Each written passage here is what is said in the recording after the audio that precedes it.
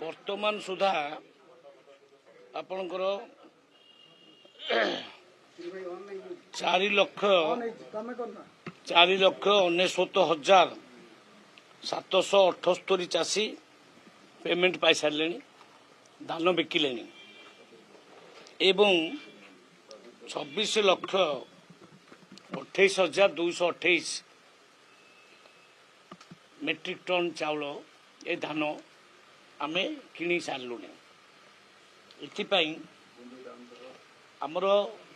MSP जो अच्छी 2300 टंका हिसाब से 5,475 कोटी टंका पेमेंट होइछि एवं इनपुट असिस्टेंट जो राज्य दौची सहायता पर क्विंटाल 800 टंका हिसाब से से बाबद को 1904 कोटी टंका ऑलरेडी पेमेंट हो जाइछि और तामाने टोटाल 7,379 कोटी टंका पेमेंट सरलानी ये हूँ वर्तमान सुधा आउ स्थिति आमर प्रोक्योरमेंट ठीक भाव चली कटनी छटनी प्रश्न उठब ना मुझे एगेन आउ थे कहूँ जोठी जोठी किसी ऑफिसर्स मान नेग्लेक्ट करछंती सेमानकु एक्शन काल निया जाइछि एक्शन आगु को मध्य निया जिवो जने तो अबिका सस्पेंड होइछंती एमआई से काम ढिला कले काली सस्पेंड होइछंती जगतसिंहपुर पारादीप एमआई सस्पेंड होइछंती मंडी खोलुची सबू जगह मंडी खोलुची जदि कोठी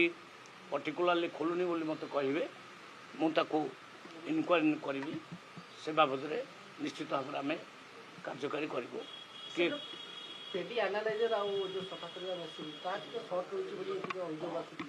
सेटा वास्तव सत अच्छी आम पार्टी एनालाइजर मेसीन जी आनचु से सफिशिएंट नुहे आगु को सेटा आसीज किंतु सेटा भल काम दौर से क्वालिटी पूरा जानी एफेक्टिव मानटा पूरा जानी सर बालेश्वर डोंगुआ समन्वय समिति खैरा ब्लॉक रे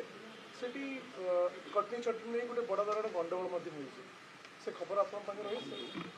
जोठी भी कटनी छटनी आम पाखे आउ खबर आसूची आम तुरंत एक्शन नौ सका आसला खबर जे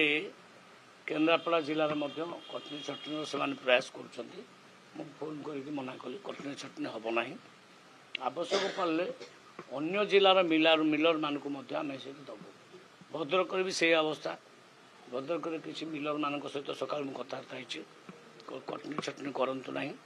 जदि कटनी छटनी कर मसुदा आपंकर मनर अच्छी ताहले बाध्य होकर आम सरकार जमी स्टेप ना कथा नब आम से बाबद चिंता करूँ दरकार पड़े आपन को टार्गेट आम दबू ना टार्गेट पूरा कैंसल करदेबू ये अच्छी।